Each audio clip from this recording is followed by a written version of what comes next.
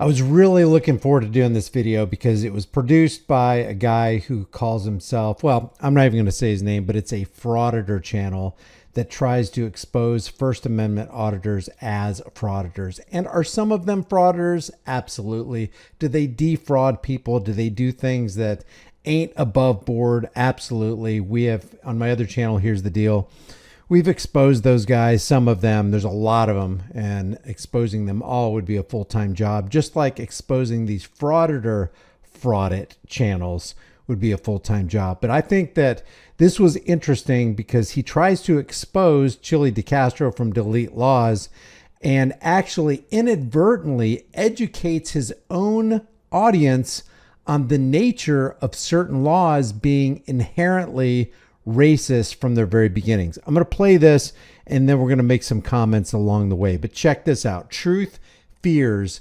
no scrutiny. And truth is the new hate speech, and truth is treason in the empire of lies. And it truly is treasonous to this guy who's a fraudit exposer. Cultures. So we created this melting pot here. Okay, so why am I saying all this? I'm telling you all this because the same reason that I was locked up in a jail, the same reason a law had been created. The law that had been created had been on the books for over 100 years, obstruction. So then you trace back the history of obstruction. Where does that come from? You can't have black people milling around getting involved in police activities. So we're kind of living in this perpetual racist legal system that is now being applied to white people, and there's no color marker on that law. It doesn't say this law was just created for black people. It's not supposed to be applied to white people. The 1911 Sullivan Act in New York City, written by Governor Tim Sullivan, made it so that you had to get your gun permit from the president of the police bureau. The cops had to approve of you getting a gun in 1911. Why is that? Well, because black people were moving to New York. As soon as they realized, remember 1883 Pace versus Alabama, you have a series of lynchings from 1883 until 1930, 1940. That is in the, I mean, it's incredible. You know how many people are being lynched, where they're keeping little pieces of their skin and taking to school and, hey, this is the Negro that we lynched the other day. And the kids are celebrating it, right? So we created this country that is based on fear of the police. Fear of the police. And that's where we are today, even further.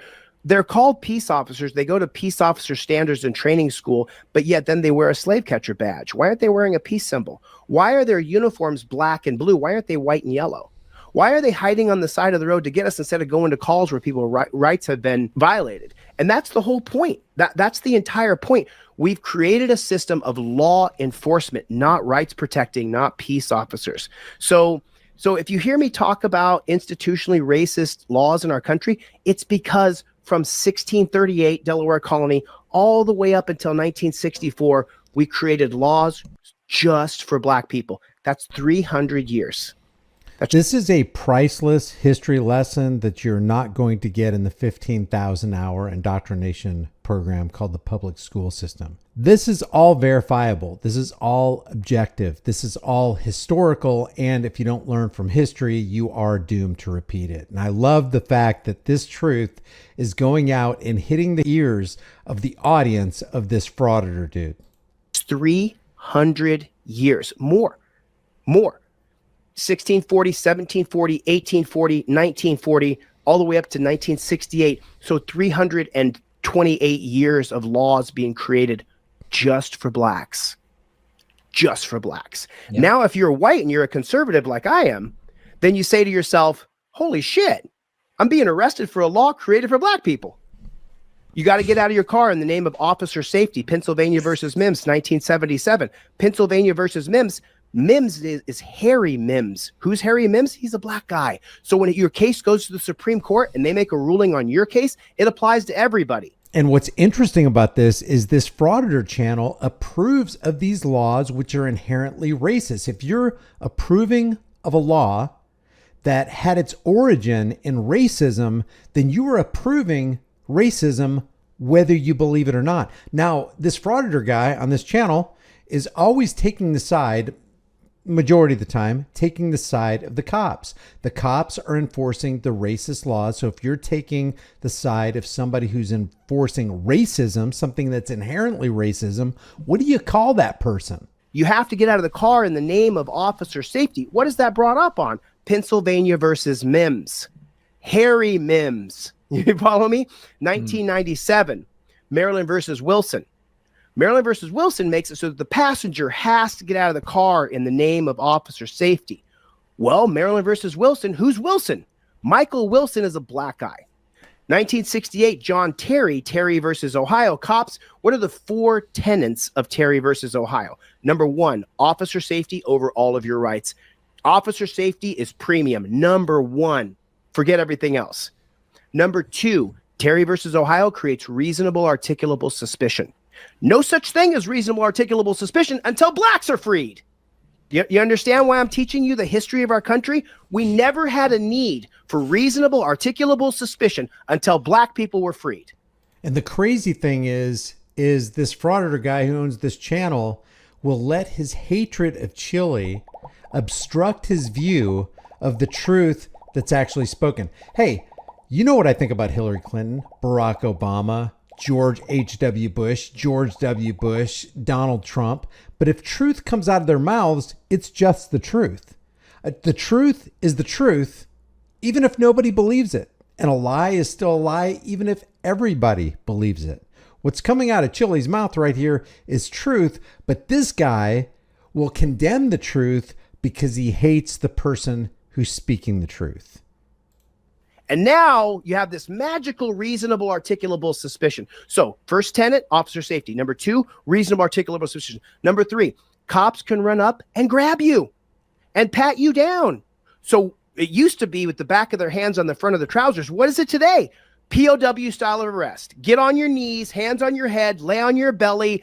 And that's the culture that's created from Terry versus Ohio, little pat down. Now, what's in violation of the Fourth Amendment. So what they say is, with their mouths, the law enforcement agents, the policy enforcers, will say that the supreme law of the land is the Constitution. But in action, the supreme law of the land is Terry v. Ohio. It's Pennsylvania versus Mims. It's traffic law that trumps individual rights and the Constitution. That's what their actions are saying. And that's what guys like the people who own this channel that's trying to expose Chile, that's what they're approving of. Unwittingly or wittingly, it doesn't matter. number 4? Detainment. Detainment used to mean you have to stay right here. Don't leave this area. You're being detained. We patted down the front of your trousers, and now we know you don't have a weapon, so now you got to stay right here. This is 1969, 1970. 2024, now it's put them in torture cuffs, put them in the back of the car where there's a cage. Now you're strapped into the back of a cage. Well, who was that created for? It was created for black people. What are the extensions of Terry versus Ohio? Pennsylvania versus Mims, you have to get out of the car in the name of officer safety. An extension of Terry. Maryland versus Wilson, you have to get out of the car if you're the passenger in the name of officer safety. So Wilson, Terry, and Mims, is it just a coincidence that all those guys are black guys? Is it just a coincidence that all those laws are made in violation of individual rights? Is it just a coincidence in Marbury versus Madison that any law that's repugnant to the Constitution is supposed to be null and void? Wouldn't that equal Pennsylvania versus Mims and Terry v. Ohio and all these other laws should be nullified by what they would say with their own mouths the supreme law of the land is? How far do those 4 tenets of Terry versus Ohio actually go? Reasonable articulable suspicion is now the standard. It used to be probable cause supported by oath or affirmation. The Fourth Amendment is the right of the people to be free of unreasonable searches and seizures shall not be violated. And no warrant shall issue but upon probable cause. No warrant shall issue but upon probable cause supported by oath or affirmation of the victim. Yeah, and that's probable cause that a crime has been committed. And it is no crime if you violate something called traffic law if the supreme law of the land trumps that traffic law. We live in a fictitious state. We live in a police state.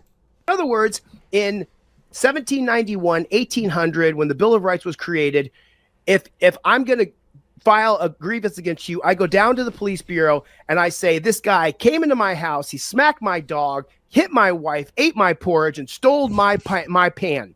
Okay? I am the victim, supported by oath or affirmation of the victim. Right. Terry versus Ohio says the cop swears he was reasonably suspicious of you.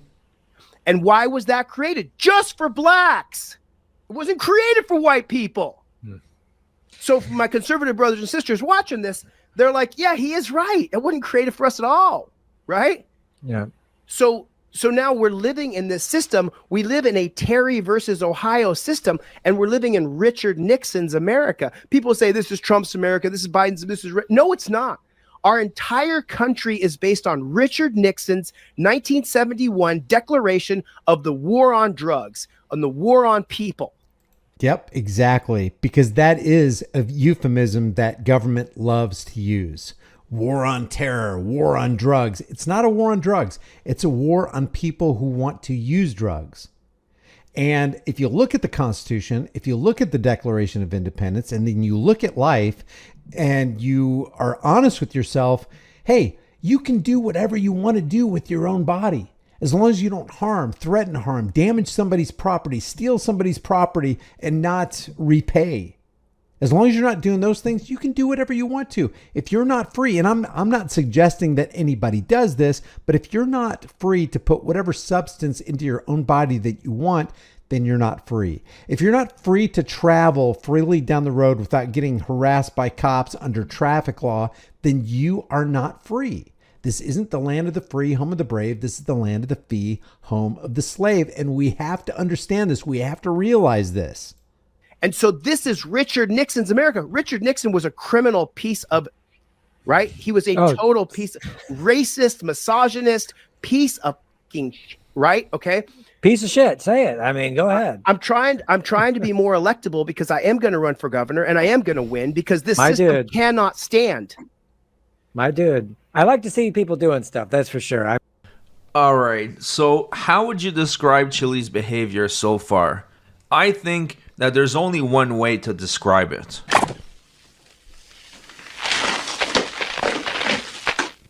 Cocaine. Pretty much. He's talking a mile a minute. He's barely letting the host talk. He is totally fired up on that Colombian powder. Is that slander? Is this guy who owns this channel dealing with the truth bombs that Chili was dropping?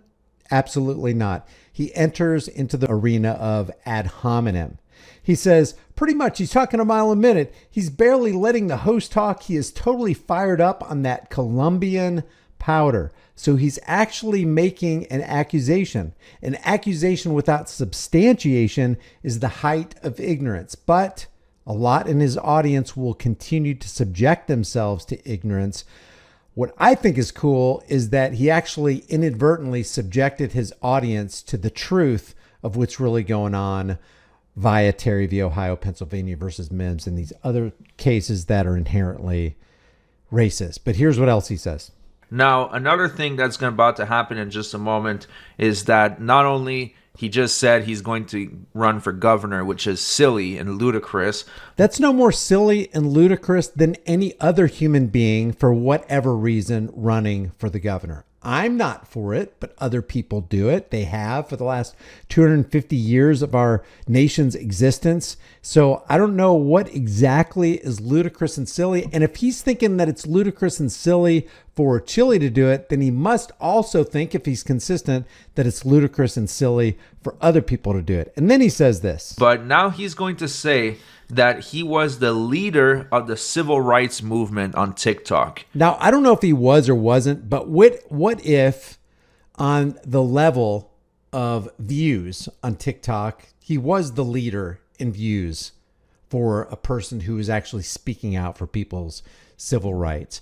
I just think it is very, very interesting how people are more than willing to sidestep the truth, to launch into ad hominems, not deal with the real issues, subject their audience to truth as they slander the truth teller. Leave your thoughts about this for the world and the global thought police in the comment section below. Did you know that Terry v. Ohio was inherently racist? Did you know Pennsylvania versus Mims finds its roots in racism. Leave your thoughts. I want to hear what you have to say. If you haven't done so already, subscribe to this channel, hit the bell notification icon, give it a thumbs up, share it with everybody you know. Don't forget to subscribe to my email list through my website, highimpactflix.com. Remember, the price of freedom is now and will always be eternal vigilance. And indifference to this notion is the means by which the people have and will secure their own oppression. Stop securing your own oppression and start today. I will see you in the next video.